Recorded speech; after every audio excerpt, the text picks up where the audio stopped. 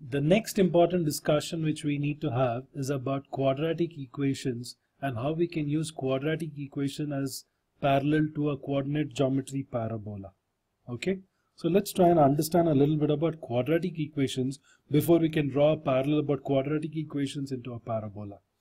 Just like how linear equations were equated to lines, we can equate quadratic equations or even expressions or functions to a parabola. Okay, how linear equations or first degree equations can be equated to a line, similarly quadratic equations, expressions or functions which are second degree equations can be equated to a parabola. Is that clear? Now that is going to be a tremendous way of solving a lot of algebra questions. Okay, if you're able to relate a lot of quadratic equations or expressions into coordinate geometry, you'll be able to derive solutions much quickly. Okay, so let's try and understand the entire implication with this. So let's look at a quadratic equation: ax square plus bx plus c. Okay, now this can be written as a function of x, right? So as I change the values of x, I'm going to get some value for this entire expression. Okay, so I can call that as y. Is that clear? So y is nothing but an outcome. For every value of x I input here, I'm going to get a value of y coming through. Is that clear? Now that is also called as the function of the function of x, or this entire value which is equal to y is also called as the value of the function. Is that clear? Got it? So as and when I substitute different values of x, I'm going to be getting values of y coming through, which is nothing but the value of the function, right? So when they ask you to solve a quadratic equation, what are they basically doing is this. So what is solving a quadratic equation? I have ax square plus bx plus c. When you have to solve a quadratic equation, I'm equating this equation to 0. That means I'm indirectly telling that the value of y is 0 and asking you to find the two values of x when value of y is 0. Is that clear?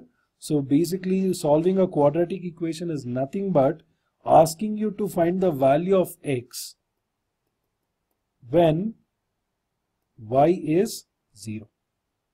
Is that clear? Got it? So solving a quadratic equation is nothing but finding the values of x when y is 0. Now let's take this further and map it across to a coordinate geometry curve. So whenever you have a quadratic equation, it is nothing but equal to a parabola. Why is a quadratic equation equal to a parabola? Simple. For every value of y, you are going to be getting two values of x, and that's the reason a quadratic equation gets converted into a parabola. Is that clear? Don't you observe? For every value of y, as the values of y change along the y coordinate axis, there are going to be two different values of x. Okay, for example, when y is 1, x will be 3.2. Okay, and similarly when y is 1, x is going to be minus 2.25. Okay, minus 2.25. So for a single value of y, you're going to have two different values of x coming through. Is that clear? So when y is 1, you also have the value of x as 3.2, and when y is 1, you also have the value of x as minus 2.25. Is that clear? So basically for every value of y, you're getting two different values of x. That's the reason a quadratic equation gets transformed into a parabola in the coordinate geometry plane.